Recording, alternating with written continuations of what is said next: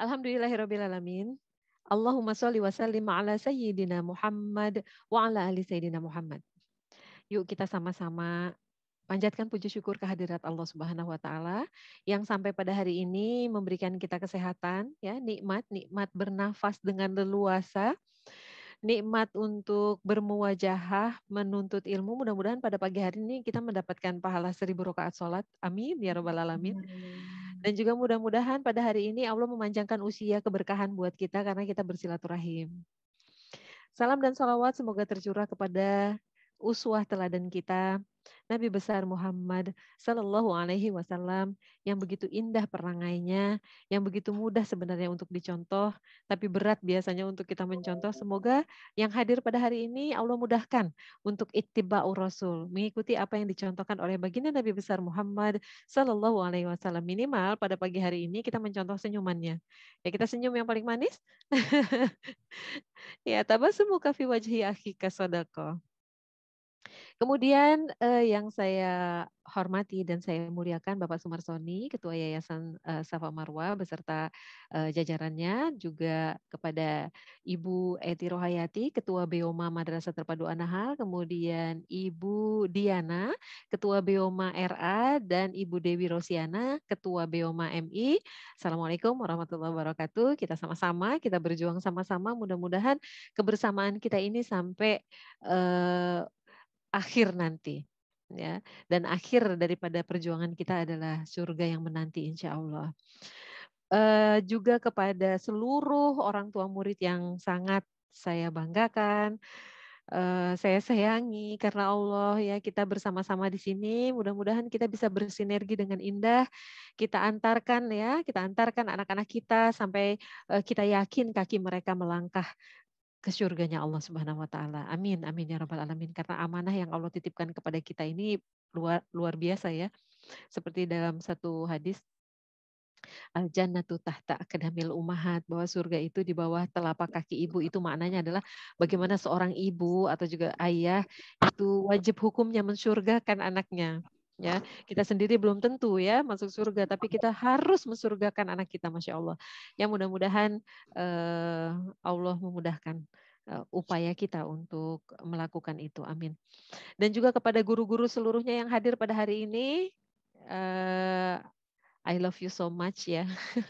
Mudah-mudahan perjuangan kalian ini dinilai sebagai amalan yang sangat berat timbangannya di yaumil akhir, dan mudah-mudahan kebersamaan kita ini Allah ridhoi insya Allah, ya. Pada kesempatan yang berbahagia ini, bahasan kita adalah deteksi dini. Ya, mungkin sebelumnya saya minta izin share screen, ya, Sabrina, ya. Iya, Ibu, silakan. Ya. Baik.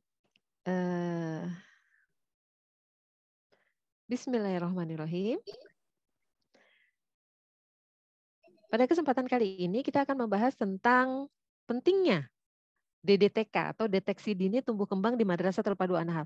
Apakah ini hanya untuk anak usia dini aja atau untuk semua, ya? Tentu untuk semuanya, ya, karena memang layanan pendidikan di Madrasah Terpadu An-Nahl ini mulai dari usia 2 tahun, 3 tahun, 4 tahun, atau usia PAUD, usia pra sekolah dini, ya.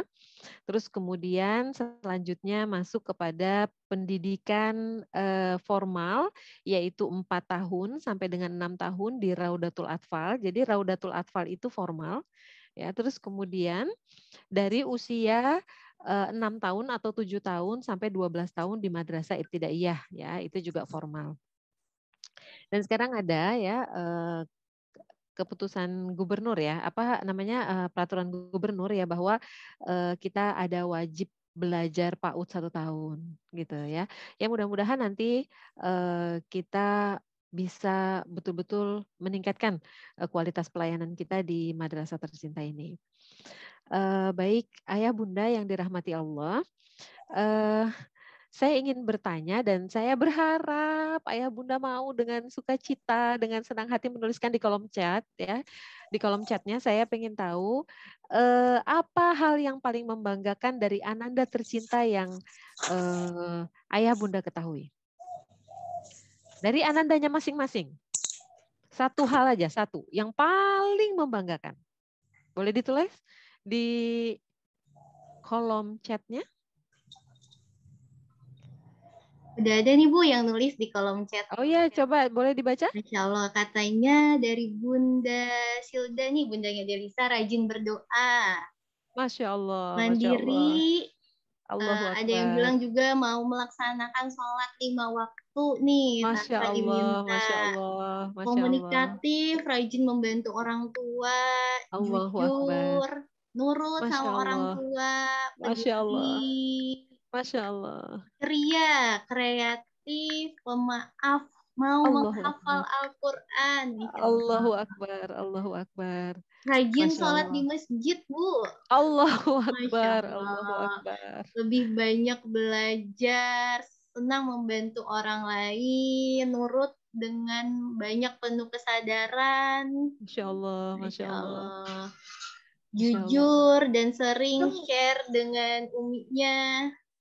Allahu Akbar. Masya Masya Allah. Allah. Alhamdulillahirrahmanirrahim. Raj- Terima kasih banyak nih. Ya, nanti disimpan ya chatnya ya, Ustazah Sabrina ya. Baik, Saya Bu. akan baca lagi. Kalau di sini saya agak kesulitan membaca. Jadi Masya Allah, hal yang paling membanggakan itu dari tadi saya belum lihat tentang akademik ya. Dan ternyata di mana-mana seperti itu. Ya, di mana-mana di seluruh dunia. Bahwa ternyata pendidikan karakter itu jauh lebih penting dibandingkan pendidikan apapun. Bahkan dia bisa mengantarkan anak-anak kita 80% kunci keberhasilan itu dari karakternya. Dan ketika tadi disampaikan adalah karakter-karakter mereka yang jujur, mau membantu, nurut. Aduh ya Allah, ini rasanya air mata nggak bisa saya bendung sebenarnya nih. Saya bahagia banget gitu. Benar ya. Karena mendidik karakter anak itu jauh lebih sulit dibandingkan untuk mendidik anak supaya bisa baca, bisa nulis, jago matematika gitu ya, jago olimpiade dan sebagainya. Allahu Akbar, alhamdulillahirrahmanirrahim. Dan kalau tidak keberatan, saya ada satu pertanyaan lagi. Boleh dituliskan di kolom chat satu hal yang ingin ayah bunda ketahui dari Ananda tercinta.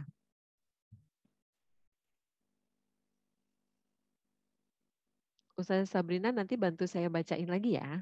Iya, Bu, baik. Yuk, yuk, Bunda dan Ayah boleh ditulis nih, boleh dijawab pertanyaan keduanya di kolom chat. Ya, apa yang ingin sekali ayah dan bunda ketahui dari Ananda tercinta yang sekarang kayaknya saya belum tahu deh gitu ya. Tapi saya pengen banget tahu gitu. Udah ada nih Bu yang jawab. Oh Dari ya, ya apa nih? Bundanya Sakila ingin mengetahui potensi terbaiknya. Oh, Masya Allah, potensi terbaiknya. Minat dan bakatnya juga nih Bu. Minat dan bakatnya.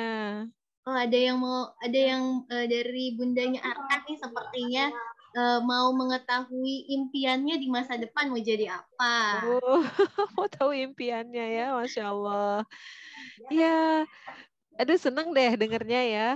Ketika ada orang tua yang menginginkan ingin tahu gitu ya, ada curiosity tentang anaknya, itu pasti dia akan cari tahu, Ustazah Sabrina. Dia pasti akan cari tahu dan dia akan berupaya gitu ya, bagaimana caranya supaya tahu gitu ya. Nah di sini salah satu caranya adalah kita berkumpul nih di sini ya, untuk mendapatkan informasi ya dan sedikit edukasi tentunya tentang bagaimana kita mengetahui segala sesuatu yang mempengaruhi tumbuh kembang anak kita. Baik, ayah bunda yang dirahmati Allah, ada beberapa kendala yang muncul saat anak remaja. Remaja ini usianya berarti di atas 10 tahun kurang lebih ya. Saya menganggap bahwa usia remaja itu ketika dia sudah menuju balik gitu ya. Usia remaja ini biasanya ditandai dengan perubahan ya, perubahan baik kalau laki-laki ada suara ya dan sebagainya gitu. Dan kalau yang perempuan biasanya haid ya. Dan di anak hal itu ada anak-anak yang di usia 10 tahun itu sudah haid gitu. Jadi kita bisa lihat setelah dia minimal menjelang dia masuk usia remaja, ini ada kendala-kendala seperti ini. Nah, apakah ayah bunda mengalaminya juga? Ya. di sini ada jenuh belajar atau sulit memahami pelajaran, sulit menghafal, prestasi menurun, sulit berteman atau insecure ya, sulit bekerja sama, sulit disiplin, kurang bertanggung jawab, menghindari tugas ya, sangat pendiam atau tertutup, bermain hanya dengan yang usianya lebih muda misalnya atau melawan, memberontak, malas atau kurang peduli sekitar, tidak memiliki keinginan berprestasi. Nah, ini biasanya muncul di usia-usia ketika dia sudah mulai remaja. Nah, ini biasanya muncul ketika kita kurang tepat dalam men-treat mereka. Gitu. Kita kurang tepat dalam memberikan layanan pendidikan baik di rumah maupun di sekolah. Untuk itu kita perlu sekali untuk mengetahui atau mendeteksi apakah anak kita ini mengalami kendala-kendala di awal yang perlu kita atasi sehingga masalah-masalah di usia remaja ini tidak muncul gitu. Mungkin ada orang tua yang merasa, kok anak saya beda ya dari anak yang lain, kok hafalannya paling sedikit ya misalnya, kok anak saya nggak ngerti-ngerti ya di pelajaran matematika misalnya, atau misalnya kok anak saya nggak pernah berani ya untuk tampil di depan umum misalnya. Kadang-kadang pertanyaan itu muncul ya ketika kita melihat kok dia nggak seperti saya gitu, atau nggak seperti bapaknya gitu ya. Terus seperti siapa dong? Ya jadi ini masalah-masalah yang kemudian muncul yang akhirnya biasanya kalau udah kayak gini nih suka suka munculnya tuh saling menyalahkan gitu. Yang paling sering gitu yang dihadapi oleh kami di sekolah adalah kami menjadi target apa namanya limpahan ya limpahan kesalahan dari para eh, orang tua yang memang belum memahami, tapi nggak banyak, sedikit sekali, tapi masih ada. Artinya sebenarnya ketika anak mengalami hal-hal seperti ini banyak sekali faktornya, bisa dari faktor sekolah, tapi bisa juga dari faktor internal anak tersebut. Sehingga perlu sekali kita memahami kenapa anak saya tidak memahami bahasa Arab, kenapa anak saya tidak bisa bahasa Inggris, kenapa anak saya tidak suka pelajaran matematika dan sebagainya. Itu kita akan ketahui ketika kita mendeteksinya dari awal. Gitu ya. Nah, di sini sangat penting ya bagi kita untuk memahami tumbuh kembang anak ya, dan ini menarik sekali. Apa saja sih yang mempengaruhi sehingga nanti dia bisa tumbuh dengan baik, dengan maksimal atau kurang gitu ya. Nah, di sini kata John Clark katanya ya, tidak ada bedanya anak yang terlalu pintar atau terlalu bodoh, mereka semuanya membutuhkan perhatian dan pengertian. Jadi nggak ada bedanya gitu. Ya. Saya tadi ngobrol-ngobrol juga nih sama Ustazah Sabrina. Kenapa ya kita kuliahnya apa, sekarang kita jadi apa gitu ya. Nah di sini sebenarnya bagaimana kemudian setiap diri kita, khususnya anak kita, itu memahami tentang potensi yang dia miliki dan kemudian dia melakukan apa yang mereka sukai gitu ya. Dan biasanya yang menghambat adalah intervensi dari luar yang tidak memahami tentang anak itu. Gitu ya. Kasihan ya anaknya ya. Nah, di sini ketika kita bicara tentang konsep tumbuh kembang dulu ya. Nah, ini ada konsep tumbuh, ada konsep kembang. Apa bedanya? Kalau tumbuh ya, itu bertambahnya apa namanya? Ukuran atau berat secara fisik gitu ya, kuantitatif. Jadi seperti misalnya tambah tinggi, tambah berat gitu ya, tambah apa namanya? Misalnya suara berubah dan sebagainya, itu tumbuh. Nah, kalau misalnya yang berkembang ya itu kepada kemampuan gitu, pada kemampuan anak. Jadi kalau misalnya di usia segini harusnya dia mampu melakukan apa, kemudian di usia selanjutnya dia mampu melakukan apa dan seterusnya. Nah, jadi ini sifatnya kualitatif. Ya. Meskipun ya perkembangan ini juga ada yang sifatnya kuantitatif, tidak selalu kualitatif. Ya apa yang sifatnya kuantitatif ya, misalnya ketika seorang anak mampu mengucapkan kata. Ya, kalau usianya misalnya 1 tahun berapa kata yang dia mampu ucapkan atau berapa vocabulary yang bisa dia ingat gitu. Tapi ada anak yang kurang dan ada anak yang lebih kemampuannya. Itu kuantitatif gitu, jumlah kata yang bisa dia ingat gitu ya dengan maknanya. Jadi kalau perkembangan biasanya tidak selalu kualitatif saja tapi juga ada kuantitatif. Ya. Jadi ketika anak dapat tumbuh kembang sesuai dengan usianya, maka yang perlu dilakukan adalah pertama deteksi ya sebenarnya, tapi sebelum deteksi kita kasih stimulasi dulu, kita kasih stimulasi, kemudian kita deteksi baru intervensi atau SDI singkatannya. ya. Jadi apa yang dilakukan oleh bunda di rumah ketika anak baru lahir itu distimulasi, dikasih bunyi-bunyian, dia dengar apa enggak, dikasih tepuk, dikasih ciluk ba, ya dia bereaksi atau tidak, dia mau senyum apa enggak itu ya, dikasih stimulasi. Setelah itu ketika dia tidak sama dengan anak yang lainnya, maka kita mulai mendeteksi kenapa gitu ya, dan setelah itu kita memberikan intervensi atau stimulasi gitu. Nah, ini dia kenapa di usia emas ini penting sekali ya, periode golden age atau golden period.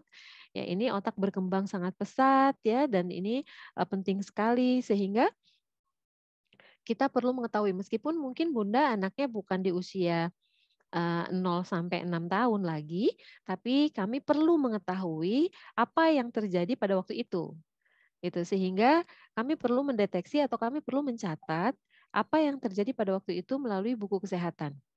Ya, jadi kalau misalnya ada yang bertanya kepada Bunda itu sebenarnya adalah ingin mengetahui apa yang terjadi di masa golden age, kemudian kita bisa membantu agar apa yang terjadi sebelumnya misalnya belum maksimal, maka bisa dibantu dengan stimulasi yang lebih banyak atau yang tepat, gitu ya. Buat yang anaknya usianya masih di bawah 6 tahun, tentu ini masih punya peluang yang sangat besar ya untuk memperhatikan tumbuh kembang. Ya. Nah, ini dasar-dasarnya untuk memberikan stimulasi kepada anak adalah tentu rasa cinta dan kasih sayang. Ya, rasa cinta dan kasih sayang yang tepat. Ya, bukan rasa cinta dan kasih sayang yang berlebihan. Kalau kasih sayang yang berlebihan, kemudian tidak tepat memberikan pola asuhnya, justru akan merusak pribadi anak tersebut. Misalnya, ada gaya-gaya otoriter. Saking sayangnya anak dijaga nggak boleh ngapa-ngapain, naik tangga nggak boleh, pergi keluar rumah nggak boleh, pokoknya apa-apa aja nggak boleh. Ya, minum es nggak boleh, makan permen nggak boleh gitu ya, sama sekali nggak boleh gitu maksudnya. Akhirnya eh, karena rasa cinta tentunya, akhirnya anak akan tumbuh tidak tidak maksimal, tidak optimal. Kemudian misalnya permisif, saking sayangnya apa aja boleh. Bahkan anak mendapatkan perlindungan gitu ya, ketika dia melakukan kesalahan tenang aja ada bunda yang akan membela. Akhirnya anak itu juga menjadi anak-anak yang suka membuli anak lain ya, mengganggu anak lain, dia merasa tetap aman karena ada pembelanya. Nah, jadi rasa cinta dan kasih sayang ini harus ditempatkan pada posisi yang paling tepat. Ya, kemudian tauladan ini penting sekali, teladan, karena untuk mendidik anak ini tidak perlu terlalu banyak bicara, cukup kita memberikan contoh. Misalnya nih, Bunda antar anaknya ke madrasah. Terus hujan besar misalnya pakai jas hujan, begitu berat ya, terus harus nyiapin sarapan dulu dan sebagainya. Bunda nggak usah ngomong apa-apa sama anaknya.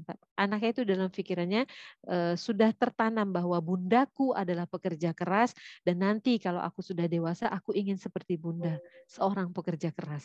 Gitu. Misalnya ayahnya suka senyum ya, bundanya suka senyum ya, setiap ketemu orang senyum dengan ramah gitu ya, menyapa. Itu nggak usah repot-repot ya ngasih tahu anak, insya Allah anak itu akan meniru. Dia akan selalu tersenyum dan menyapa orang lain karena dia berpikir bahwa ayahku, bundaku ramah, aku ingin seperti mereka. Termasuk ketika bersedekah gitu ya, ketika melihat ayah bundanya sering sedekah subuh misalnya ya, itu pasti ditiru gitu ya. Kemudian stimulasi harus sesuai dengan kelompok usia, maka itu kami tidak memaksa mereka untuk melatih membaca, tulis, dan berhitung di usia yang mereka belum tepat untuk mempelajari itu. Kami hanya memberikan stimulasi-stimulasi sederhana yang menarik supaya mereka punya keingintahuan yang lebih besar lagi. Ya, kemudian usia 0 sampai 8 tahun itu tugas utamanya adalah bermain, sehingga yang perlu didesain di rumah maupun di madrasah adalah kegiatan bermain, gitu ya. Kemudian gunakan alat bantu yang sederhana, yang aman, yang ada di sekitar, kemudian memberikan kesempatan yang sama untuk anak laki-laki dan untuk anak perempuan ketika dia mau berkompetisi misalnya, ya, kemudian berikan dia pujian dan hadiah atas keberhasilannya, dan itu semua sudah dilakukan insya Allah di madrasah tercinta kita ya, dengan bintang. Ada gamification dan mereka boleh menukarkan bintangnya di akhir semester. Nah, ketika ada deteksi dini tumbuh kembang anak, ini yang paling penting adalah bagaimana kita memahami bahwa ada jenis-jenis anak berkebutuhan khusus. Ya. Biasanya ya yang paling sering dihadapi oleh madrasah adalah ketika ada orang tua yang belum memahami tentang ABK, bahwa kalau ABK itu memalukan, kalau ABK itu atau anak berkebutuhan khusus itu tabu atau perlu disembunyikan dan sebagainya gitu ya, dan merasa malu gitu ya, merasa dirinya tuh jadi gimana gitu ya kalau diketahui anaknya itu ada catatan di program inklusi.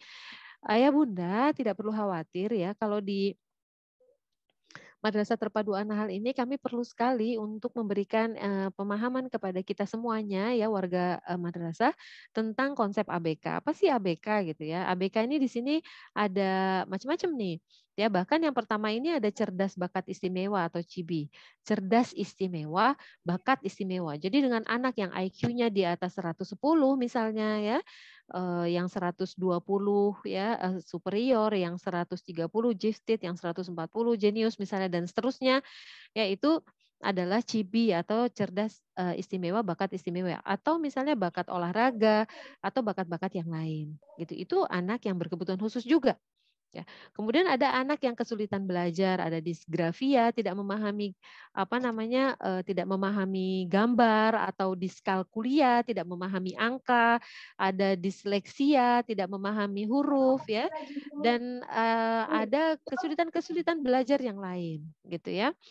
Terus kemudian ada gangguan emosional dan perilaku tunalaras, misalnya suka marah-marah ya, pokoknya nggak jelas deh, apa-apa maunya marah, apa-apa maunya marah gitu ya, atau misalnya sukanya menyendiri gitu,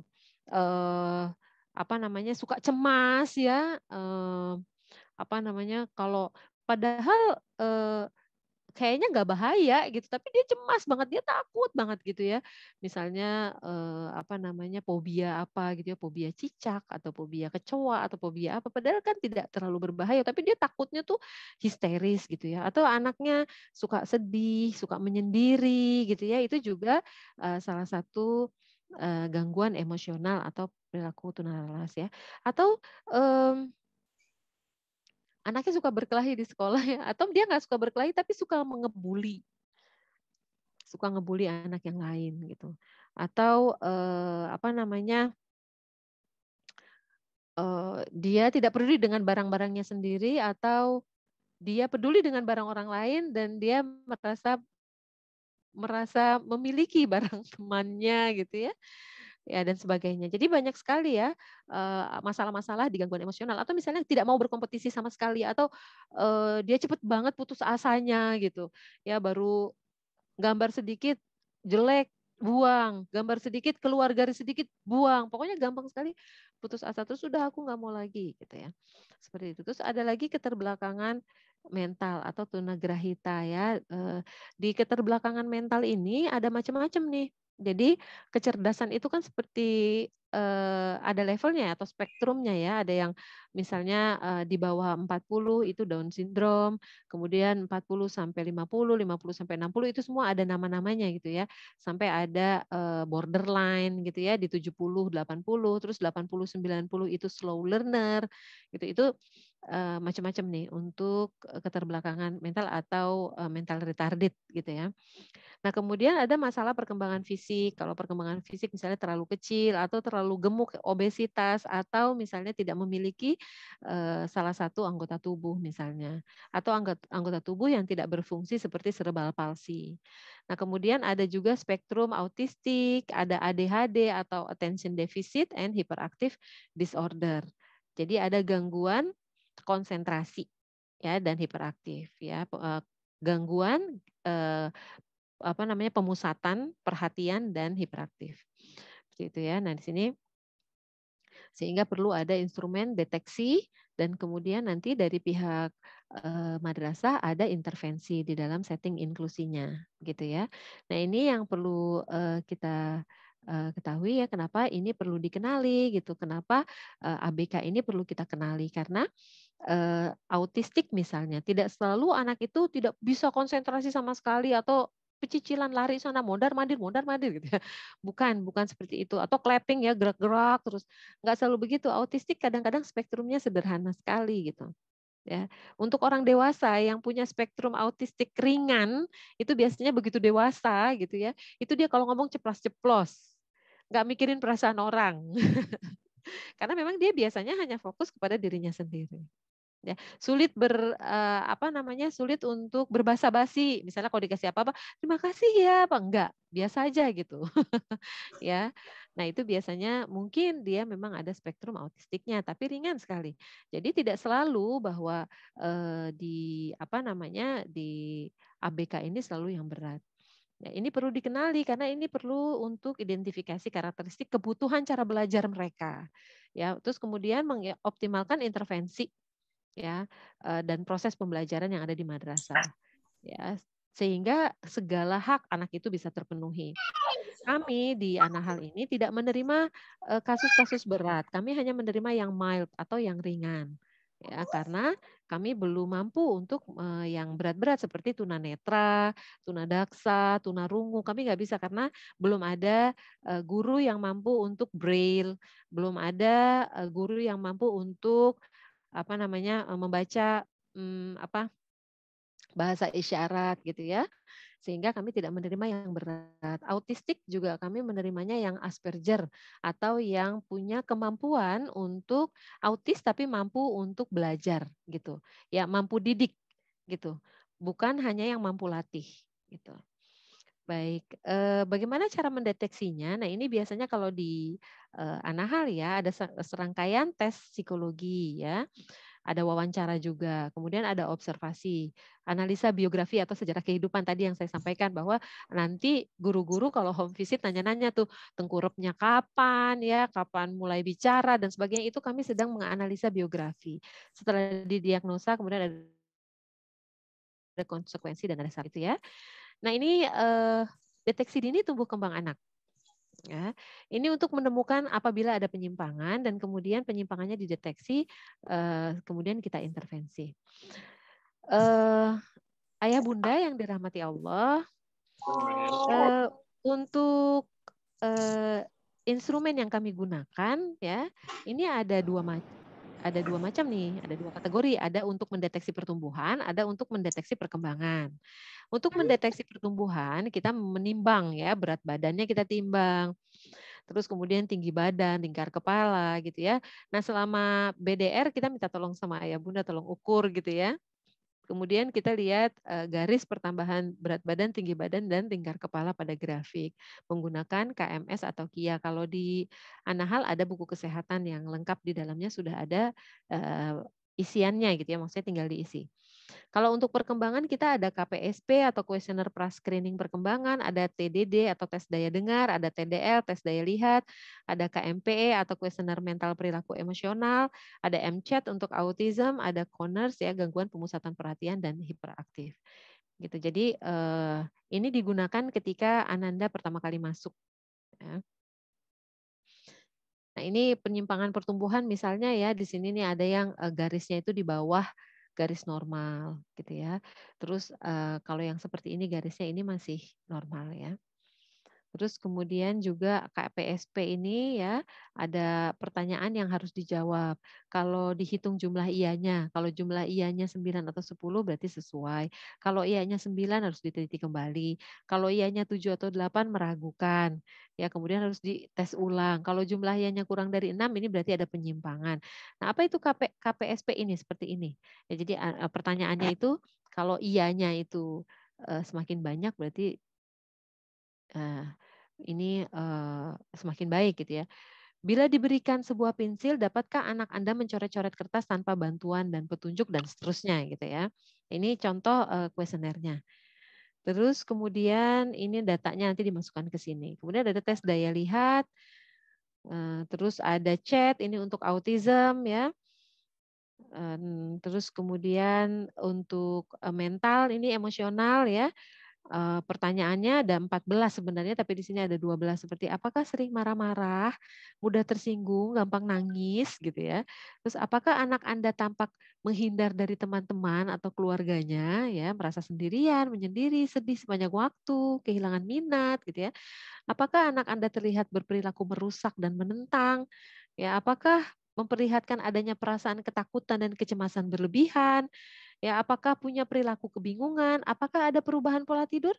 Ya, tidurnya jadi malam, pagi-paginya nggak susah dibangunin gitu ya. Apakah ada perubahan pola makan, misalnya jadi tidak nafsu makan atau makan terus gitu ya. Terus apakah sering mengeluh sakit kepala, sakit perut atau keluhan-keluhan fisik lainnya khususnya ketika mau berangkat ke sekolah misalnya.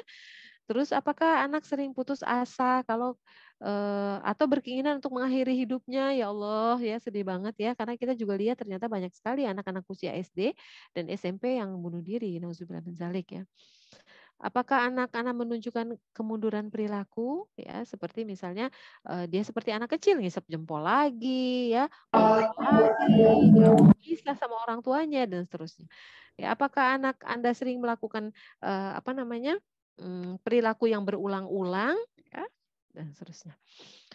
Apakah anak Anda pelaku bully atau apakah anak Anda anak korban bully?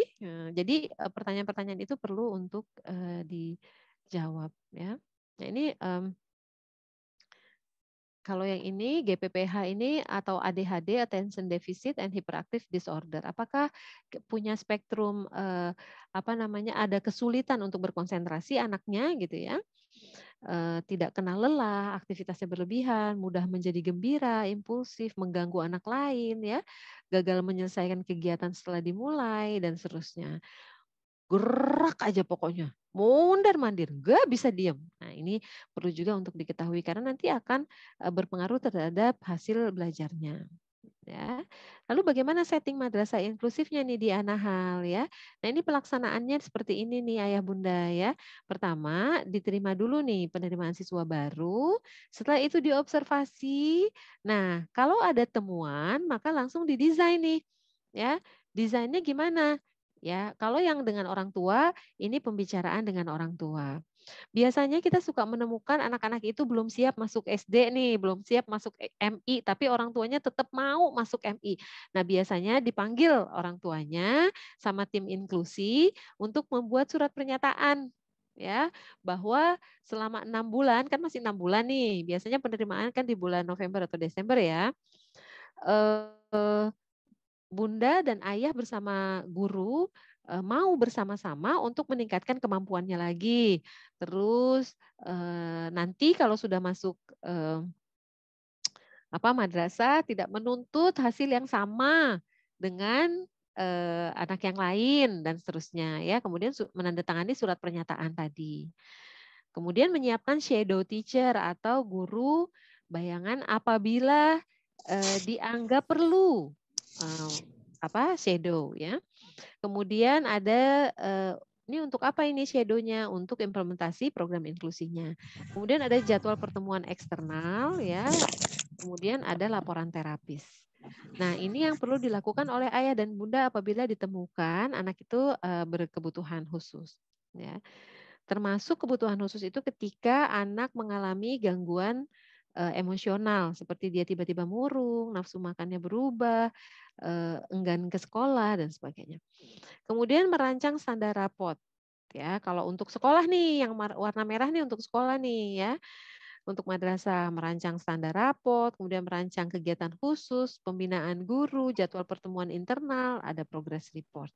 Ya, kemudian nanti ada koreksi nih kalau misalnya belum berkembang ada koreksi untuk dilakukan merancang kegiatan khusus ya dan kita melaporkan kepada orang tua secara berkala. Ini apabila ada temuan dari deteksi dini ya. Nah, ini di sini maaf. Oh, ya. Ini ya, ini ada hak belajar. Mengapa perlu diinklusikan gitu ya? Kenapa anak-anak yang berbeda itu digabung dengan anak-anak yang lain? Karena kami konsepnya ini tidak ada anak yang berbeda, ya. Saya ngarang lagu ya buat anak-anak ABK ya. Aku suka bermain Kamu pun juga suka, aku suka dipeluk, sama aku juga. Kalau semua sama, tak ada beda. Kenapa aku ini selalu dianggap beda? Kalau kita semua bisa bersama-sama, maka kita semua harus bersatu. Nah, di sini kegiatan lagu itu diajarkan kepada anak-anak semuanya, baik yang ABK maupun yang tidak ABK dan juga buat guru-guru nih ya. Jadi anak-anak itu sama semuanya. Mereka suka bermain, mereka suka dipeluk gitu ya. Mereka suka bersama-sama, mereka suka dihargai gitu. Berarti mereka tidak berbeda sebenarnya gitu ya, apapun keadaannya. Ya, baik yang slow learner, yang ADHD, yang autism dan sebagainya. Dan juga kita perlu untuk memahami keadaan anak kita, apakah dia sudah memiliki cita-cita atau tidak. Ya, karena ada masalah lagi ketika kita tanya apa karya yang ingin kamu buat, apa yang ingin kamu lakukan di masa yang akan datang. Ketika anak tidak bisa menjawab, itu juga masalah emosional. Ketika anak ditanya nih misalnya, kamu mau pilih baju yang mana gitu aja ya misalnya, atau kita liburan akan jalan-jalan kemana, terus anaknya jawab terserah. Itu masalah, itu gangguan yang perlu untuk dibicarakan, tapi bukan gangguan yang harus pergi ke psikolog gitu, enggak ya. Tapi perlu dikasih stimulasi supaya anak jawabnya tidak terserah. Gitu ya. Jadi jawaban terserah itu bukan jawaban anak penurut ya, tapi itu jawaban anak bingung. Atau anak yang tidak berani untuk mengungkapkan pendapatnya, gitu ya. Oke, ini hak untuk belajar bersama. Setiap anak adalah unik, keuntungan kedua belah pihak, belajar dari jarak terdekat, efisien dan seterusnya. Jadi perlu sekali ya kita belajar belajar dengan metode inklusi ini. Ya, ini SOP-nya, ini prosedurnya, ini model kurikulumnya. Jadi ada kurikulum reguler. Biasanya kalau sekolah-sekolah biasa tuh pakai kurikulum reguler aja gitu, udah cukup. Tapi kalau di Anahal enggak gitu ya. Kalau di Anahal kemudian kami membuat menjadi kurikulum reguler dengan modifikasi. Salah satu modifikasinya adalah kami membuat buku metode gerakan untuk menghafal hadis. Jadi bagaimana supaya ini menjadi mudah gitu. Dan ada penelitian juga dari Bu Anis ya, metode gerakan untuk menghafal doa. Kemudian Bu Alfi juga nih ya, Bu Alfi mana nih Bu Alfi ya, dia menulis menghafal doa dengan lagu.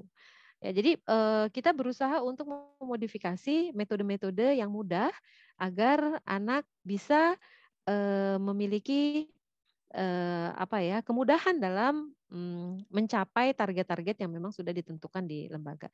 Kemudian ada juga kurikulum PPI. Nah, di Anahal ini ada kurikulum PPI.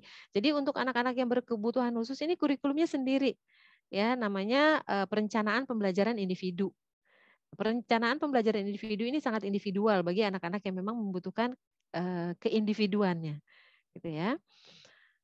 Nah, ini strateginya, strategi di Anahal ya. Jadi seperti biasa ketika penerimaan siswa baru ada observasi awal, kalau anaknya normal hasilnya, maka kemudian dia masuk aja ke kelas inklusi seperti biasa, akan digabung juga dengan anak-anak ABK lain. Nah kemudian observasi awal masuk ada temuan dia ABK, maka ada persyaratan khusus, kemudian ada pendampingan, baru ketika disetujui oleh orang tua dimasukkan ke dalam kelas inklusi. Seperti ini. Nah ini strateginya ada observasi awal masuk biasanya ya. Nah, di observasi awal masuk ini dilakukan oleh expert ya. Di Anahal ini ada expertnya yang expert hire namanya Budida. Ya, Budida. Ini dia sarjana S2 UI ya.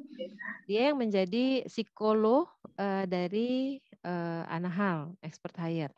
Nah, kemudian apabila sudah ada observasi awal masuk di kelas 1, kemudian kita akan beritahukan kepada orang tua hasilnya. Gitu ya. Kalau misalnya orang tua ingin tahu lebih jauh dan ingin memahami, ya itu bisa datang ke sekolah atau berkonsultasi gitu. Ya, terus kemudian ada wawancara ya, tentu ayah bunda yang masuk pertama kali ya. Ini ada wawancara masuk, kemudian ada home visit nih. Ya, home visit ini dilakukan di awal. Kenapa home visit untuk tahun ini baru dilakukan gitu ya? Karena baru PTMT. Sebelumnya kami nggak berani melakukan home visit. Nah, kami berharap home visit ini didukung oleh semuanya, oleh ayah bunda, oleh guru-guru, oleh semuanya gitu. Ya, dan mungkin nanti bisa sharing nih ya, gimana rasanya di home visitin nih dan bagaimana guru-guru yang home visit, bagaimana perasaannya. Ya. Kemudian ada observasi di kelas awal masuk, ada catatan anekdot, ada catatan program inklusi dan program bimbingan dan konseling. Ya, ini dia ayah bunda bahwa intervensi penanaman penanganan ini harus efektif ya dari individu, kemudian komunitas, kita ini semuanya warga madrasah dan kita harus perlu atau kita memiliki sistem yang baik yang bisa kita laksanakan di lembaga kita. Ya.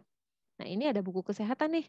Ini biasanya guru-guru bawa nih kalau datang ke rumah home visit nih, kalaupun mereka nggak bawa, mereka ada nyatet-nyatet atau tanya-tanya, itu biasanya seputar ini pertanyaannya gitu ya. Terus kemudian ini nih biasanya nih riwayat perkembangan telungkup, merangkap, duduk dan sebagainya. Ini biografi ya awal ya untuk mengetahui apakah ada delay atau ada keterlambatan dalam perkembangan. Biasanya kalau di masa usia dini atau masa bayi itu ada keterlambatan, biasanya di usia berikutnya akan ada keterlambatan. Ketika kita memahami ada keterlambatan itu, kita bisa memberikan intervensi yang tepat sehingga terlambatnya tidak terlalu banyak. Ya, kemudian ini ada catatan ketika dilahirkan, ya, imunisasi dan seterusnya. Ya, isi daripada buku kesehatan tersebut. Ini nih keuntungannya buat peserta didik yang ABK, dapat lingkungan yang umum dan variatif, mendapat tantangan, termotivasi untuk berkembang menyamai anak seusianya pada umumnya, gitu ya, dan seterusnya. Kemudian kalau untuk peserta didik lainnya yang normal, dia bisa menambah wawasan tentang perbedaan ya, kemudian belajar tentang hal-hal khusus ya, kemudian ada toleransi, meningkatkan kepekaan, rasa bantu membantu ya, menjalin kerjasama dengan cara yang strategik gitu ya. Biasanya nih kalau di kelas ada ABK gitu ya, biasanya anak-anak yang lain yang normal membantu gitu. Ya, dan bagi madrasah apa nih keuntungannya? Menambah wawasan ya, khususnya tentang ABK. Dan Anahal punya buku judulnya Melek ABK. Kalau ayah bunda menginginkan buku tersebut, silahkan minta sama guru ya. Insya Allah free, gratis bukunya. Silahkan kalau masih ada ya. Waktu itu saya menyediakan ada sekitar 300 buku. Mudah-mudahan masih ada. Kalau masih ada, Bunda tinggal minta. Itu isinya buku itu ditulis oleh Ibu Juriana, psikolog kita yang sebelum Budida, dan isinya tentang macam-macam ABK. Kalau ayah bunda ingin tahu lebih jauh tentang macam-macam ABK, bisa minta bukunya ya. Terus kemudian juga tadi di sini ya menambah skill guru, tentunya di sini guru-guru Anahal jadi belajar tentang terapi wicara dan seterusnya. Ya, terapi behavior dan seterusnya. Kemudian meningkatkan pelayanan dan memperluas ladang amal, ladang dakwah insya Allah. Dan tentu bagi masyarakat bahagia sekali ketika anaknya yang berbeda tapi bisa bergabung bersama anak-anak normal lainnya. Ya.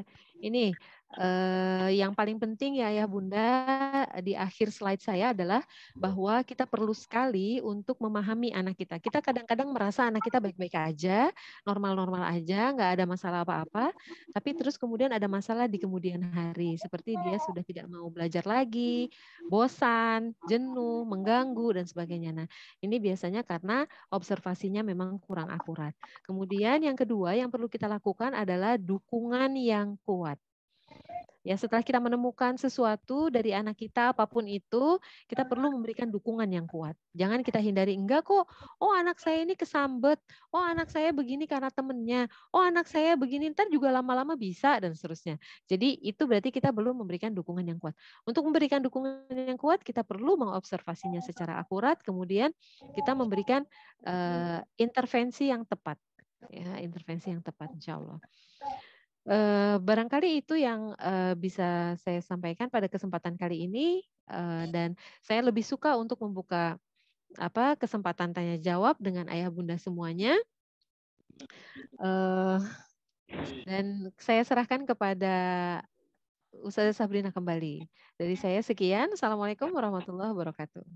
Waalaikumsalam warahmatullahi wabarakatuh. Terima kasih banyak Bu Iin atas pemaparan materinya hari ini yang Masya Allah ternyata kita tuh penting banget untuk mengetahui tahapan perkembangan anak agar kita bisa tahu oh ternyata ada yang miss nih di sini atau ketika misalnya kenapa sih anak ini seperti ini ternyata ada mungkin tahapan yang belum maksimal yang harus dilalui oleh anak-anak tersebut.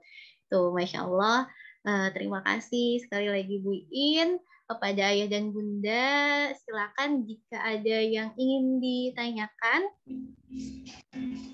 Oh iya. Oh iya sedikit ya Ustazah Sabrina. Ya. Ini saya udah kirim ke ayah bunda nih kartu DDTK ya.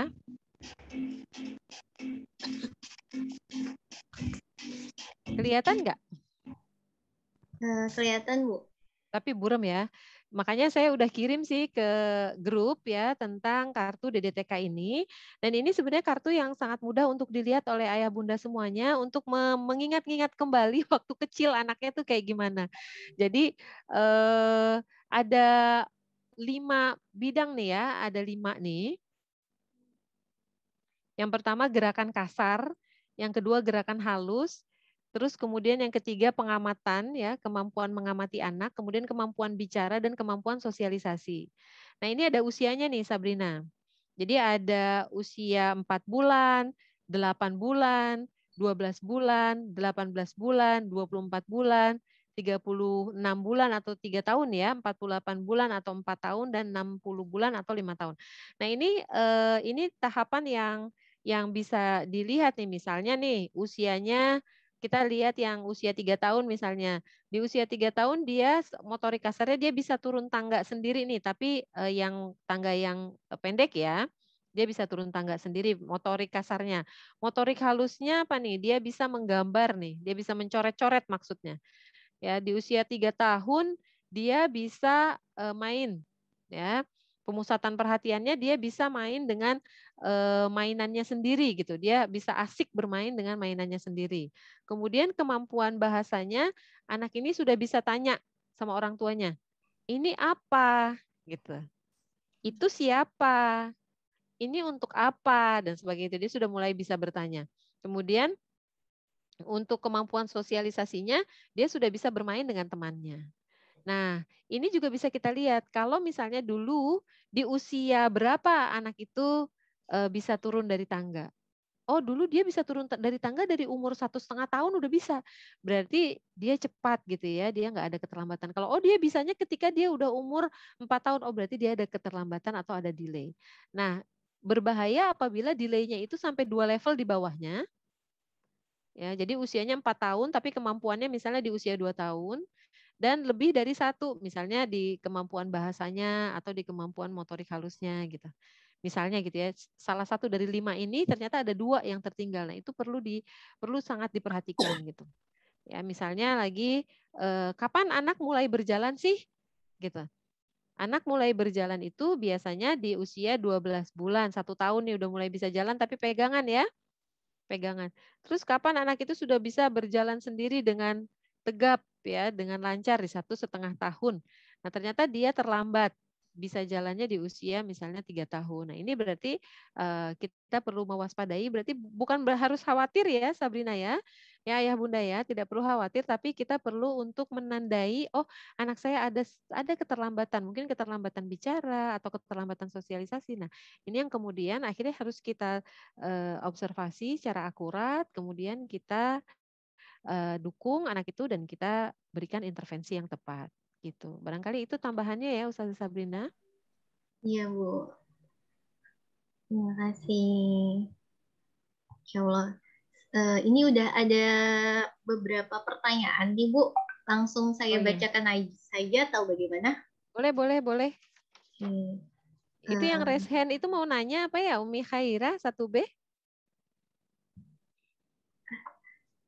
Ya mungkin ada ya Bunda yang mau bertanyanya langsung di sini atau misalnya lewat chat juga boleh.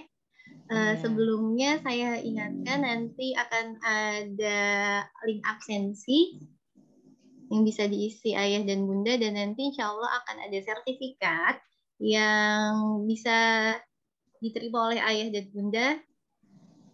Oke. Ada pertanyaan pertama nih Bu dari Delisia Afika. Bagaimana anak bisa lebih mandiri dan bertanggung jawab terhadap tugas-tugas yang diberikan? Oke. Ini Baik. mau langsung tanya jawab dulu, langsung dijawab atau mau dikumpulkan dulu, Bu? Dijawab aja, nanti saya lupa. Oke, baik. Iya, ini melatih mandiri ya. Usianya berapa? Ya, di sini penanyanya Delisia Afika, mungkin bisa Kelas 3. mute-nya. Oh, kelas 3. Sabrina kelas 3. Oh, kelas 3. Berarti usianya kira-kira 9 tahun 9 ya? tahun. Belum nyala. Oke, 9 tahun. Baik, pertanyaannya bagaimana? Datang kali, tapi lampunya masih gelap, terus di kelas Buja masih gelap juga ya. Jadi aku ambil ke perpus. Assalamualaikum. Ada yang baca. Waalaikumsalam. Iya. Oh, ini Bu, Iya. bundanya open mic. Ya. Ya. Saya sudah 9 tahun, Bu Iin. Oke, baik, 9 tahun. Iya, ini ketika 9 tahun bagaimana melatih anak untuk mandiri ya? Betul. Iya, betul. Jadi memang ketidakmandiriannya ini misalnya apa nih, yang belum mandirinya gimana misalnya? Jadi setiap kali mendapat tugas dari ustazah itu saya selalu mengingatkan. Jadi inisiatif untuk bertanggung jawabnya itu kurang gitu, Bu Iin. Jadi setiap kali harus diingatkan, ayo tugasnya kakak gitu. Iya Umi sebentar gitu. Laki-laki ya? Enggak, Afika Bu Iin. Afika. Iya. Afika. Si cantik Afika. Yang mirip Sabita anak saya. Oh, setiap hari saya harus memang anaknya tipenya tuh naik turun gitu Bu Iin. Jadi kadang semangat, kadang turun semangat gitu. Jadi makanya bagaimana nih caranya biar Afika itu semangatnya meningkat gitu Bu Iin. Oke. Ya, pertama saya doakan dulu ya.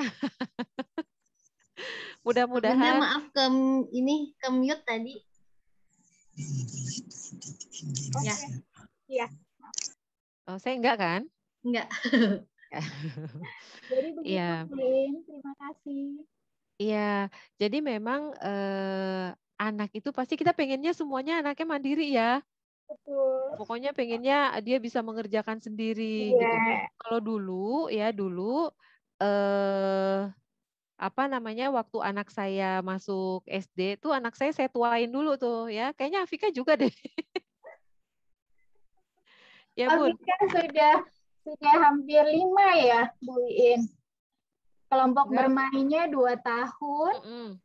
Kan maksudnya pas SD masuk ya. MI-nya. SD-nya udah 7 tahun Bu Iin. Iya. Nah, itu yang pertama yang saya lakukan adalah saya banyakin dulu usianya, karena kalau usianya lebih muda itu berarti memang dia belum mampu untuk melakukan tugas-tugas yang berat di madrasah ibtidaiyah atau di SD ya waktu itu. Dan ini sudah dilakukan sama Bunda nih ya, Bunda Afika, dan itu sudah tepat alhamdulillah. Nah, sekarang bagaimana supaya melatih dia mandiri? Yang pertama, kita harus cari tahu dulu. Biasanya anak-anak itu tidak mandiri, biasanya ya, itu karena anak itu sering dibantu biasanya. Nah, mungkin yang sekarang perlu dilakukan adalah kita perlu untuk sering memberikan kesempatan nih, ya, memberikan kesempatan apa namanya, untuk melakukan segala sesuatunya sendiri. Jadi kita perlu latih gitu. Pasti kita agak gemes gitu ya ketika kita ngelatih gitu ya. Tapi nggak apa-apa, sabar aja. Kita latih, kita berikan kesempatan dia untuk melakukannya sendiri. Kita support, kita kasih apa namanya penghargaan kalau dia mau melakukannya. Nah, persoalannya adalah nanti kita akan merasa lama.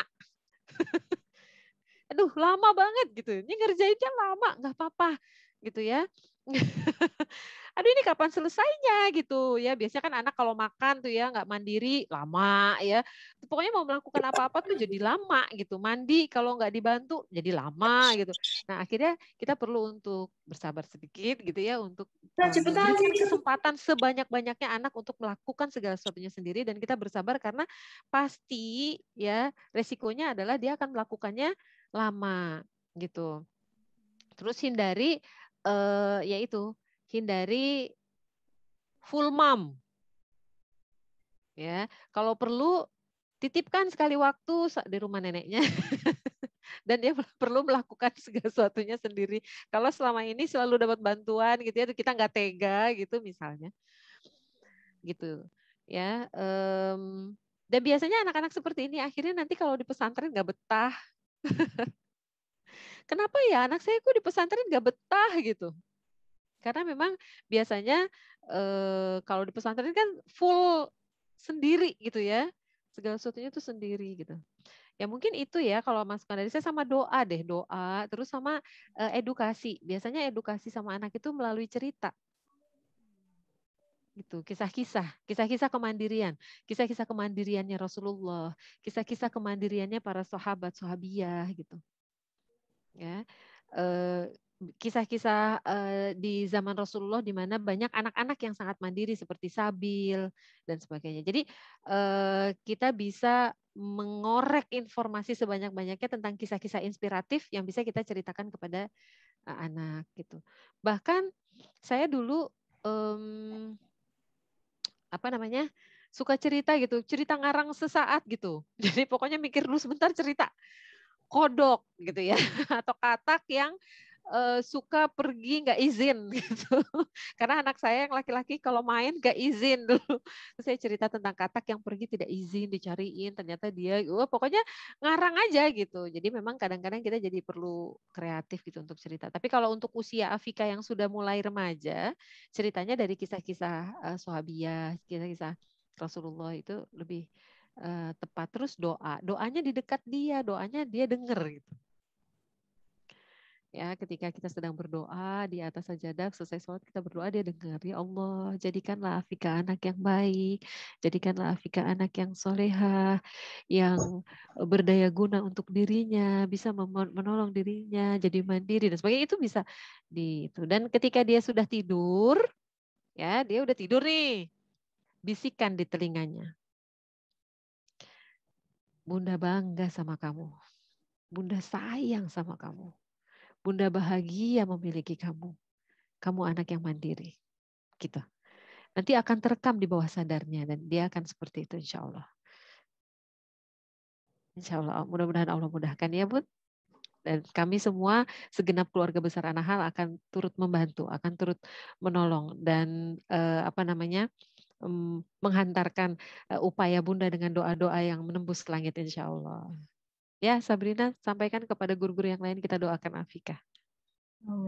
Nanti 10 tahun yang akan datang, Afika akan kembali ke Anahal dan bercerita tentang kehebatannya dia, kesuksesannya dia. Amin. Amin ya rabbal alamin. Saya tunggu nanti 10 tahun yang akan datang. Iya, Masya Allah. Sama-sama Bunda. Terima kasih sudah menitipkan Afika yang manis di Anahal. Silakan selanjutnya Bunda Sabrina, Ustazah. Ya, Ibu, lanjut ke pertanyaan selanjutnya. Terima kasih Bunda Afika. Assalamualaikum dari Bunda Nada dari kelas 1A. Assalamualaikum Bu Iin. Tadi kan disebutkan bahwa anak yang membuli itu termasuk dari anak dengan gangguan. Saya ingin mengetahui bagaimana cara madrasah untuk mendeteksi anak yang seperti itu dan apa peran dari madrasah. Oke, Masya Allah ya, Alhamdulillah. Baik Bunda, kalau kita bicara tentang bully-membuli, ya bully-membuli tentu atau perundungan, ya itu tentu kita akan sangat bersedih apabila itu terjadi. Tapi kita tidak bisa mengingkari atau kita tidak bisa menghindari itu gitu karena saya yakin bahwa setiap yang terjadi di atas muka bumi ini semua by design gitu ya, desain dari Allah Subhanahu wa taala. Ketika anak kedatangan atau kehadiran anak yang suka membuli, maka saya bersyukur kepada Allah, ya Allah terima kasih telah Engkau berikan aku anak yang akan membuat kami belajar, yang akan membuat kami lebih aware gitu ya, untuk kami lebih menumbuhkan cinta. Biasanya kalau mencintai anak yang baik kan gampang ya Ustazah Sabrina ya. Tapi untuk mencintai anak yang gemes Gemes. gitu ya, gimana gitu ya. Ini ada bundanya Fauzan ini ya. Dulu Fauzan gemesin banget ya, lucu. Ya, jadi ketika ada anak-anak yang melakukan perundungan kepada anak yang lain, tentu ini menjadi concern kami, gitu ya. Yang kami lakukan itu tentu saja tidak langsung menghubungi orang tuanya, gitu ya. Kalau memang masih pada batas-batas yang kami bisa tangani. Biasanya itu, ini ngomong-ngomong Sabrina, Ustazah, Iya, Bu. di dekat saya ini depan rumah ada tukang apa tuh tahu bulat. Kalau kedengeran mohon maaf ya. Oh, Ini iya. dia standby di depan rumah nih, nggak pergi-pergi. Ya mohon maaf. Ya jadi kalau ada perundungan ya, itu tentu kita akan ajak bicara anaknya, gitu ya. Kenapa dia lakukan itu, gitu. Anak hal tuh pernah punya anak yang suka melakukan perundungan ya, atau bully yang parah banget dulu. Ya saya sampai sempet ya waktu itu bilang apa kita keluarkan aja karena sangat membahayakan gitu. Tapi kata kepala sekolahnya Bu Maria pada waktu itu, kita sabar Bu, insya Allah anak ini akan jadi anak yang berhasil dan kita bangga dengan anak itu. Benar kita, ya Allah saya pernah disiram pakai air tuh sama dia. Bayangin tuh ya, saya lagi kamar mandi disiram biur, padahal saya lagi ke kamar mandi sama yayasan lagi ngecek kamar mandi mau direnovasi gitu, terus disiram sama anak itu. Masya Allah deh pokoknya ya. Tentu kami ajak bicara, gitu ya, anaknya diajak bicara dari pertama gurunya, terus kemudian masih melakukan hal yang sama kepala sekolahnya, ya masih juga kemudian dibawa ke program inklusi, ya program bimbingan dan konseling. Itu ada Bu Yayet, ada Bu Nuri, ada Bu Aulia yang sarjana-sarjana psikologi nih, terus juga ada Bu Dida sampai pada tahap yang sudah sangat mengganggu itu ke Bu Dida untuk orang tuanya dipanggil dan diajak bicara, gitu ya. Tapi sebenarnya bully itu sebenarnya bukan saya anggap bully itu baik ya, nggak ada bully baik, tapi ada hikmah buat anak lain ya yang dibully khususnya. Artinya apa? Bagaimana mereka memiliki adversity quotient. Apa itu adversity quotient? Tangguh. Apa Ustazah Sabrina? Tangguh, Bu. Jadi dia Tangguh. harus bisa mempertahankan dirinya sendiri. Nah, ya. Jadi kalau kita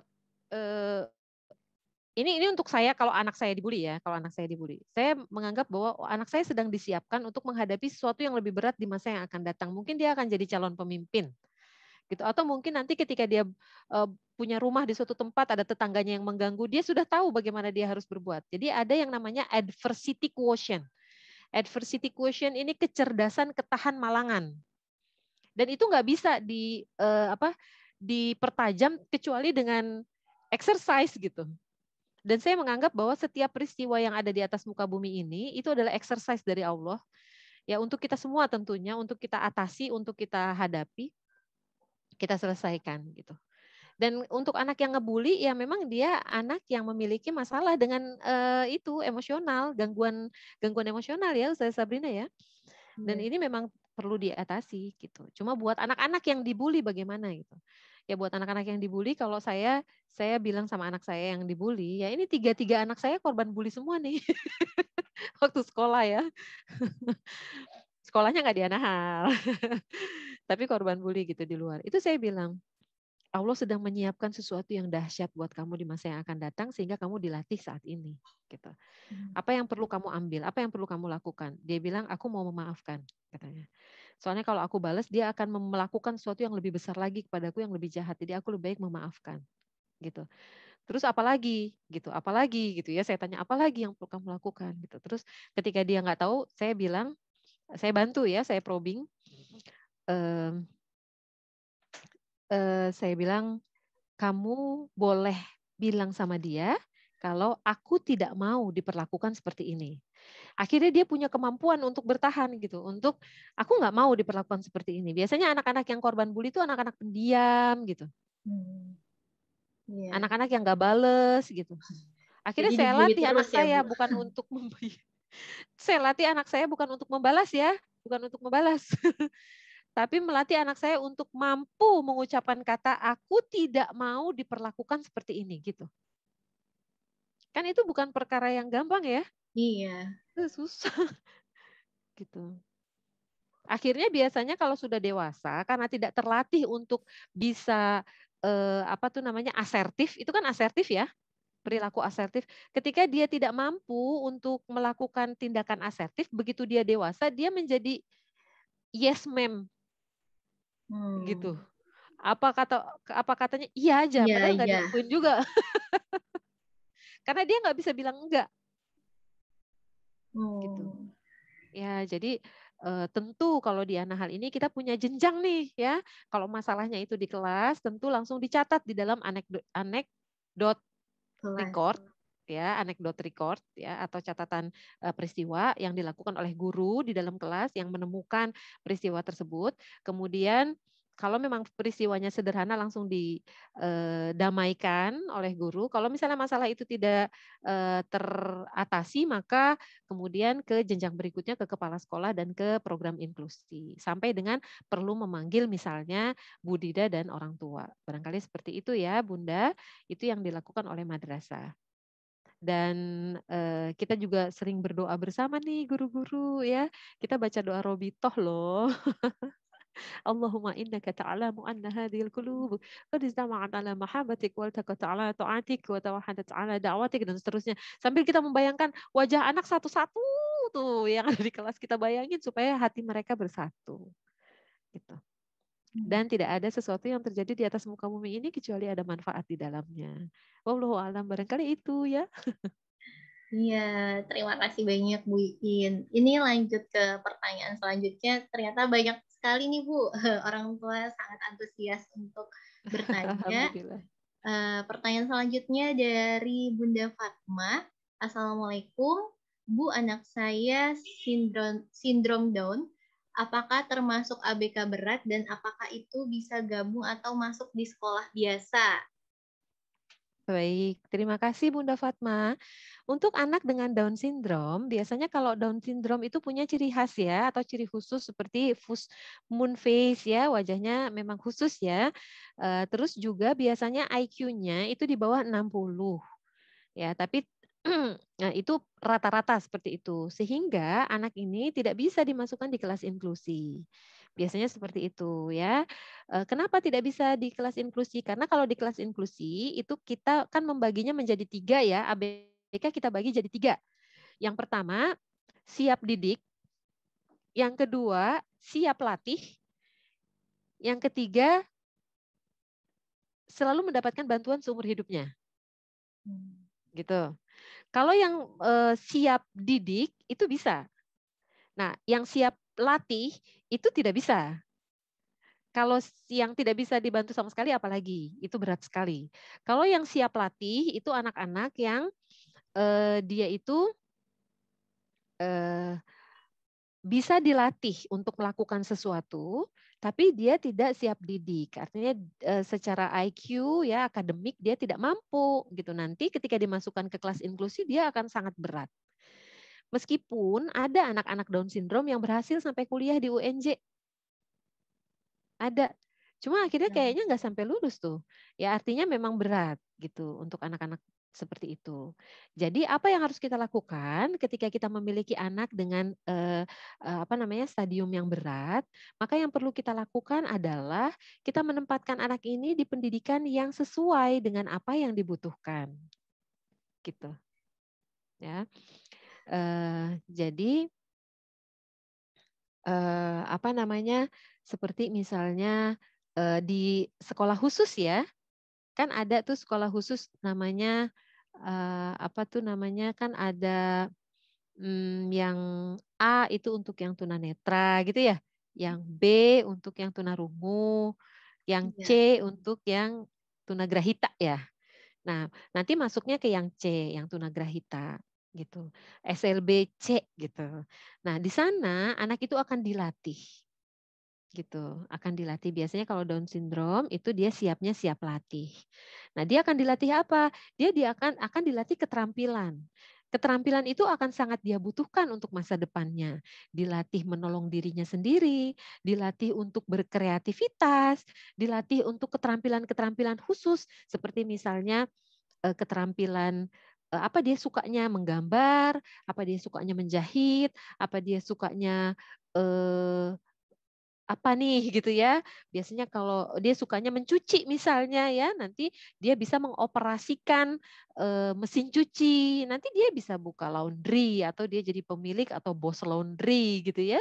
Karena dia bisa melakukannya. Jadi untuk anak-anak seperti ini kalau dimasukkan ke sekolah khusus SLBC maka dia justru akan berhasil di masa yang akan datang. Kalau dimasukkan ke sekolah biasa seperti Anahal misalnya, gurunya nggak bisa ngelatih, ya kan, Ustaz Sabrina? Nggak Iya. bisa, nggak bisa melatih bikin bunga, karangan bunga, misalnya ya, bikin parsel-parsel atau bikin apa, dia nggak bisa guru Anahal tuh. Guru Anahal tuh ngajarinnya matematika, gitu ya, ngajarinnya Al-Quran itu terlalu berat buat anak yang Down syndrome. Maka saran saya adalah apabila kita betul-betul mencintainya dan menginginkan dia untuk berhasil di masa yang akan datang, dia bisa mendapatkan pekerjaan karena kemampuan keterampilannya, dia bisa menolong dirinya sendiri, maka dimasukkannya ke SLBC gitu. Barangkali itu ya. Iya, terima kasih Ibu. Ini Sama-sama. mau lanjut ke pertanyaan selanjutnya, Bu. Mm-mm. Oke, Boleh? ada dari Bunda Idar Ihsan dari kelas 1B. Mm-mm. Assalamualaikum, anak saya kelas 1, Bu. Untuk Mm-mm. sekarang kan Anahal sudah PTM. Yang saya tanyakan Mm-mm. adalah bagaimana cara meningkatkan kemauan anak untuk giat belajar online. Nah, ini mungkin yang banyak juga ditanyakan oleh Bunda dan ayahnya ketika anak-anak belajar online nih, semangat belajarnya naik turun atau gimana nih caranya biar bisa fokus mungkin saat Zoom. Ya. Terima kasih nih pertanyaannya ya, menarik banget ini. Ini pertanyaan seluruh Indonesia nih sama. Iya Bunda, jadi kalau kita kondisinya nggak normal, itu kita memang pakai kurikulumnya Kudara namanya. Kurikulum darurat. Jadi bukan pakai kurikulum normal. Jadi kita nggak perlu khawatir juga bahwa segala sesuatu yang untuk apa namanya yang sifatnya capaian perkembangan ya atau tujuan instruksional khusus atau tujuan instruksional umum ya TIU dan TIK itu nggak harus dicapai semua pada situasi seperti sekarang gitu. Fokus kita lebih ke 3 hal ya. 3 hal yang penting yang menjadi perhatian. Yang pertama ya adalah pembiasaan ibadah gitu kalau di rumah, pembiasaan ibadah. Terus kemudian yang kedua kepedulian terhadap lingkungan gitu. Terus yang ketiga adalah pembentukan karakter. Jadi fokus kita kalau di rumah itu sebenarnya 3. Kepedulian dia terhadap lingkungan, pembiasaan ibadahnya dia, dan juga pembentukan karakternya. Meskipun kelihatannya sederhana, tapi itu penting banget. Coba bayangin kalau dia sudah terbiasa ibadah dengan baik. Bayangkan kalau dia sangat peduli pada lingkungan sekitarnya. Bayangkan kalau anak itu kemudian memiliki karakter-karakter yang unggul dengan latihan-latihan apa namanya tuh practical life atau kegiatan-kegiatan sehari-hari. Jadi memang desain pembelajarannya pasti berbeda. Nah, yang membuat anak-anak itu jenuh ketika guru mendesain pembelajaran di sekolah sama dengan online, itu yang bikin jenuh. Gurunya juga jenuh, ya kan? Ini gimana ngajarinnya, mana jauh gitu. Nah, ketika target-target akademik itu ada di kepala gurunya dan di kepala orang tua, itu yang bikin pusing, anaknya apalagi. Gitu. Jadi memang kita harus menurunkan target-target kita kepada target-target yang non akademik apabila online, gitu ya. Nah, itu yang pertama. Dan nggak usah khawatir anak kita tuh jadi nggak bisa, nggak usah khawatir, gitu ya. Anak itu akan tetap cerdas di bidangnya masing-masing dan tetap dilayani oleh guru. Dia tetap mau belajar, dilayani juga. Yang udah bosen kita cari apa yang paling paling dia sukai gitu. Ini Ustazah Sabrina pernah nemuin loh, anak yang nggak mau belajar matematika. Terus ternyata anak itu sukanya burung. Akhirnya ketika belajar matematika dihubungkan terus sama burung ya. Iya, dia langsung bisa jawab pertama, Bu, dibandingkan teman-temannya. Karena pertanyaannya tentang burung ya. Apa maksudnya dihubungkan dengan burung gitu ya pertanyaannya. Ya, jadi guru juga sedang mencari formula yang terbaik gitu ya. Dan memang kondisi online ini kondisi yang sangat tidak ideal sebenarnya untuk sekolah-sekolah ya atau madrasah-madrasah pada saat ini karena kita semuanya baru mengalaminya gitu. Jadi surprise gitu ya. Kita kemudian belajar dan anak hal ini Masya Allah Bunda itu punya inovasi yang luar biasa gitu yang sekarang nih jadi benchmark madrasah-madrasah yang lain dan kita sudah menjadi pusat diseminasi best practice nih untuk pembelajaran online-nya gitu. Ya, karena kita terus berinovasi. Ya, dengan adanya gamification juga salah satunya. Nah, kalau memang anak itu mengalami jenuh, jangan suruh belajar dulu, ya. Tanya dia mau ngapain gitu. Gurunya juga jangan nyari-nyariin mana nih sih ini mana nih. Ya, mungkin dia mau istirahat dulu. Baik, kamu maunya seperti apa gitu. Jadi memang kita perlu untuk lebih lebih fleksibel. Bu Iin main yuk. Yuk, asik diajak main, seneng banget. Siapa itu yang ngajak main? Yuk, ada Atar, lagi? Bu, Atar. Atar, Bu. Maaf ya, Bu. Atar, main yuk. Yuk. Ini Atar nih, Atar seru nih kalau belajar ya, dicari-cari terus sama gurunya nih. Iya. Hilang-hilangan terus ya, Bu. Hilang-hilangan. Tapi percaya dia sama saya, suatu saat saya akan menemukan Atar jauh lebih berhasil ya dibandingkan mungkin anak-anak yang selama ini tenang-tenang aja gitu ya. Nggak taunya tenangnya karena takut. Ya bismillah ya, mudah-mudahan Atar nanti makin lama makin terikat nih dengan hati gurunya nih. Iya, Bu. Amin. Amin. Iya, dan saya ucapkan selamat ya buat alumni Anahal yang bernama Latifah yang sekarang sudah menyelesaikan 30 juz. Masya Allah, tabarakallah. Di usia berapa tahun, Bu Ivon? Usianya 15 tahun. 15 tahun dan sudah hafal 30 juz. Masya Allah, tabarakallah. Insya Allah minggu depan wisuda, Bu, Tasmi. Sedang persiapan sih sekarang. Masya Allah, Masya Allah. Itu murid Anahal ya, ayah bunda, yang dulu pendiemnya bukan main. Tuh kalau kata Wida tuh ya, ini anak sebenarnya bisa apa enggak sih? Gitu. Diem aja. Iya, Bu, betul. Aja. Iya kan Bu Ivon? Iya. Sampai Bu Ivon sempat khawatir ya?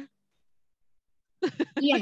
Karena dia sampai sekarang, Bu, itu kan dia tipenya pendiam banget, Bu. Siapa? Sedangkan di pesantrennya itu per 6 bulan ganti ustazah. Itu emosinya, Bu, dari mulai ngambek, awalnya dia mau menghafal, terus pulang 10 bulan di rumah, nggak mau ngapa-ngapain. Ternyata pas balik ke pesantren, teman-teman yang lainnya udah lulus. Makin bad mood. Seminggu di pesantren, balik lagi 2 bulan, Bu, di rumah nggak ngapa-ngapain, nangis. Akhirnya saya konsultasi sih sama ustazahnya. Tapi karena dia mau menyelesaikannya cepat gitu kan, termotivasi juga sama teman-teman, akhirnya pas balik lagi sama dia ngebut.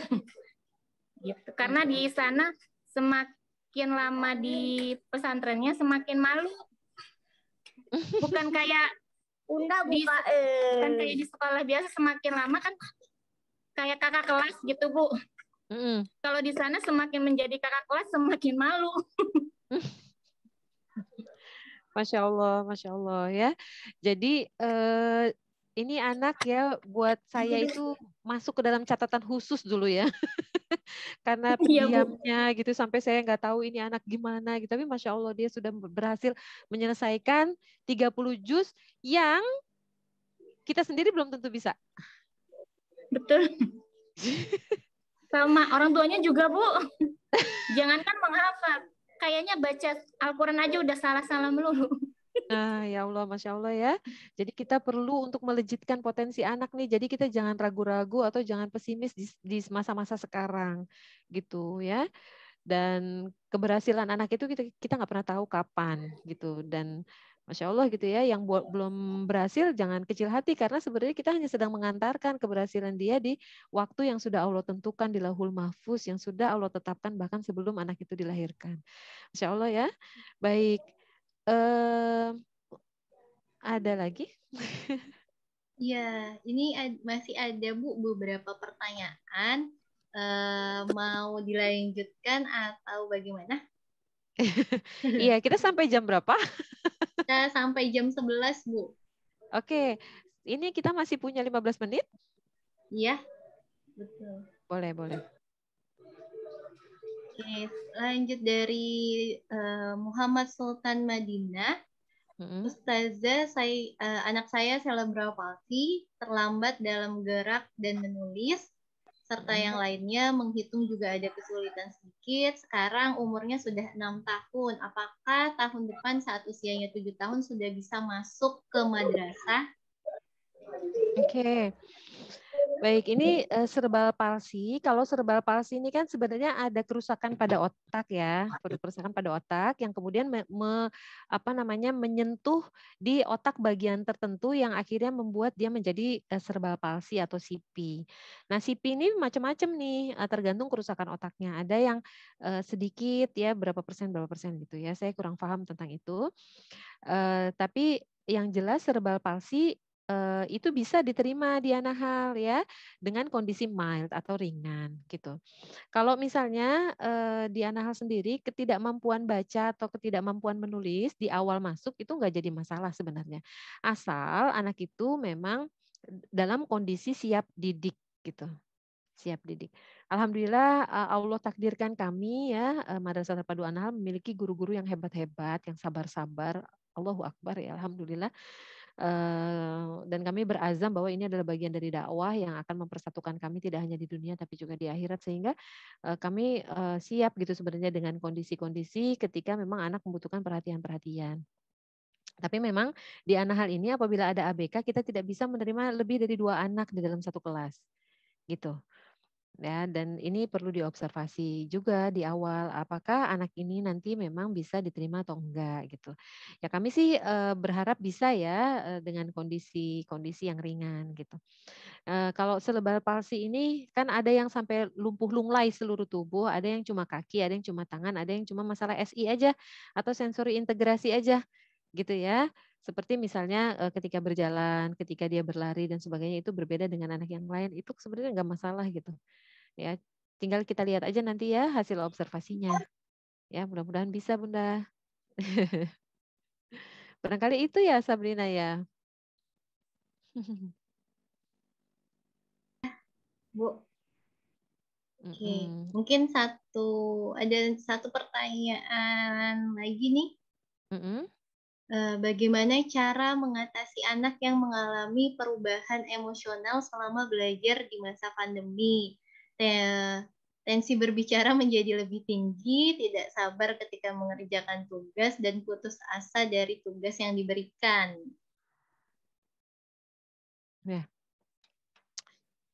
Ini ketika ada perubahan emosional ya, biasanya jadi marah-marah gitu.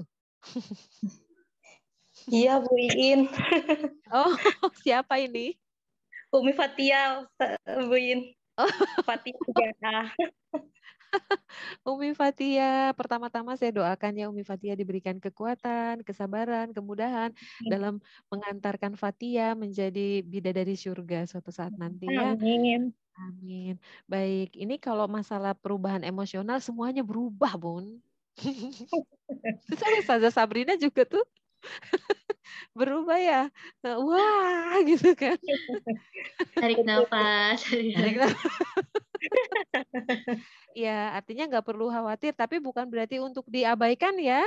Artinya gini, peristiwa ini tidak hanya dialami oleh Fathia, tapi dialami oleh seluruh penduduk dunia. Kita semua shock. Kita semua shock. Ya nggak sih, Ustaz Sabrina? Kita shock ketika berubah dari sinkronus menjadi asinkronus. Dari kelas tatap muka menjadi kelas virtual, kelas mandiri, kelas kolaboratif, itu shock kita gitu, ya.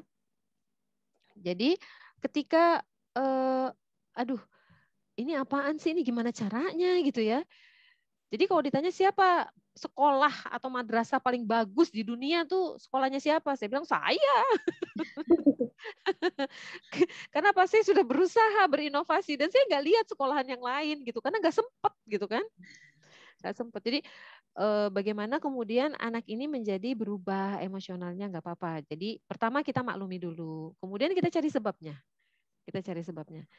Sebabnya itu bisa macam-macam nih, tensi naik nih. Tensi anak kan yang naik maksudnya. Tensi orang tuanya mungkin juga. Nah, ini sebabnya bisa macam-macam nih. Karena tensi gurunya naik, terus orang tua juga naik. Ya udah, kata dia, masa saya sendirian yang enggak.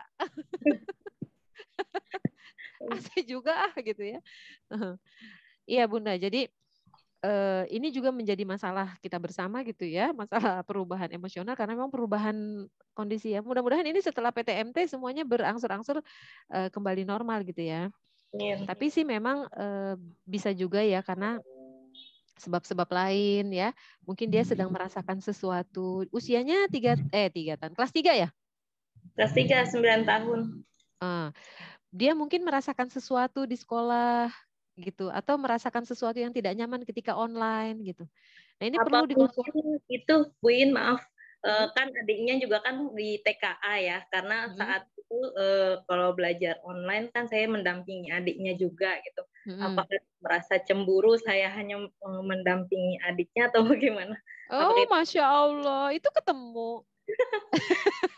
Sebabnya ya salah satunya gitu ya. Jadi memang mungkin perlu berbagi gitu. Terus memang kalau udah kayak gini ya, karena ini sifatnya emosi ya, gangguan emosi kan, itu memang yang paling tepat adalah bicara gitu sama anak.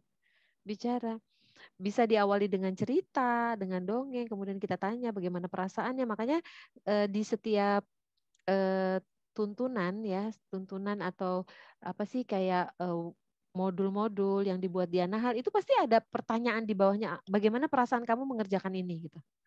Pasti ada tanya tentang perasaan. Karena itu buat kami penting sekali. Kalau anak itu tidak mau melakukan, jangan gitu. Kayak misalnya buku Al-Quran ya, diari Al-Quran. Itu ada tuntunan untuk orang tua. Itu yang pertama tuntunannya, tanyakan apakah anak mau belajar Al-Quran apa enggak. Kalau misalnya dia nggak mau, jangan dipaksa. Tapi kita tanya, kapan kamu maunya gitu. Jam berapa menit dan sebagainya. Jadi win-win solution. Jadi memang kalau masalah ini memang kita alami bersama gitu ya. Termasuk gurunya juga, kebingungan juga. Ini apalagi gitu ya. Makanya saya jujur ya, di Anahal itu ada upgrade guru. Seminggu sekali setiap hari Jumat ya Ustazah Sabrina ya.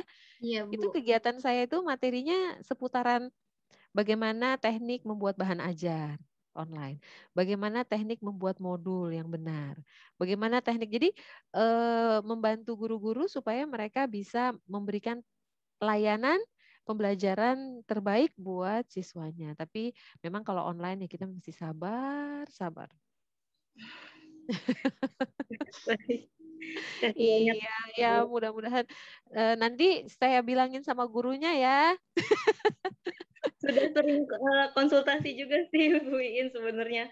Memang masih ya itu karena masih online terus dan sekarang sih alhamdulillah semenjak PTM sudah agak sedikit berkurang gitu karena memang sudah mungkin tersalurkan gitu, mungkin karena kemarin kan tidak pernah. Betul. Aduh, ya ampun, itu situasi. juga. Iya, mudah-mudahan kita bisa makasih. mengatasi masalah ini dengan baik, kemudian kita bisa keluar dari masalah ini dengan baik. Gurunya udah home visit belum? Kalau kelas 3 kayaknya belum ya, Bu.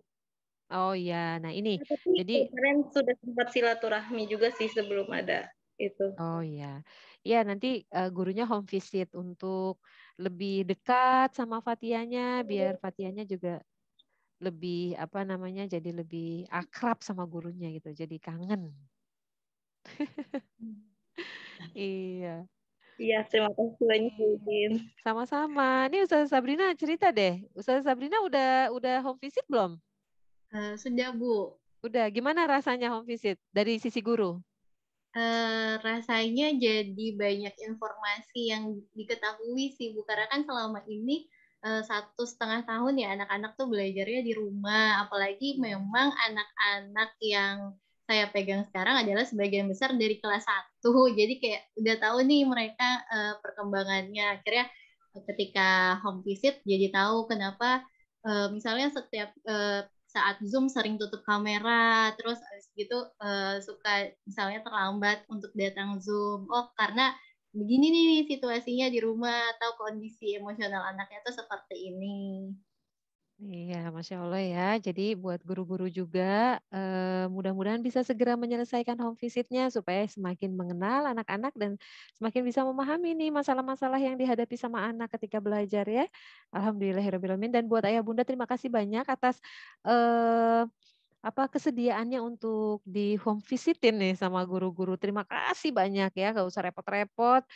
Pokoknya kedatangan kami ke sana untuk mencari informasi sebanyak-banyaknya tentang tumbuh kembang anak supaya kami bisa mendampingi, menemani anak-anak sampai lulus di An-Nahl dengan potensi maksimal yang bisa tumbuh insya Allah. Baik, dan buat semuanya terima kasih banyak nih ya atas atensinya dan kebersamaannya. Saya mau minta izin dulu nih Ustazah Sabrina, ya saya ingin mendoakan ya. Saya ingin mendoakan semua anak-anak murid An-Nahl. Ya, baik yang di kelompok bermain, di RA, di MI, ya, dan seluruh orang tuanya juga. Mudah-mudahan semuanya selalu dalam keberkahan. Dan yuk kita sama-sama antarkan anak-anak kita semuanya menuju kesuksesan. Ya, kita angkat kedua tangan kita satu saja. Al-Fatihah. Mudah-mudahan ini bisa mengantarkan anak-anak kita menuju keberhasilan mereka. Di dunia mereka menjadi hiasan dunia dan di akhirat nanti mereka akan menjadi hiasan surga. Ala hadiniyah wa kunyatun solihah al-Fatihah. A'udzubillahi minasyaitonirrajim. Bismillahirrahmanirrahim. Alhamdulillahirabbil alamin. Rahmanirrahim. Maliki yaumiddin. Iyyaka na'budu wa iyyaka nasta'in. Ihdinas siratal mustaqim. Siratal ladzina an'amta 'alaihim ghairil maghdubi 'alaihim waladdallin. Amin. Amin. Semoga semua menjadi ahlul Quran. Ucapan mereka Al-Quran, akhlak mereka Al-Quran, pikiran mereka Al-Quran, ide mereka Al-Quran, karya-karya mereka lahir dari Al-Quran yang mereka pelajari insya Allah. Terima kasih banyak semuanya. Mohon maaf lahir batin. Wassalamualaikum warahmatullahi wabarakatuh.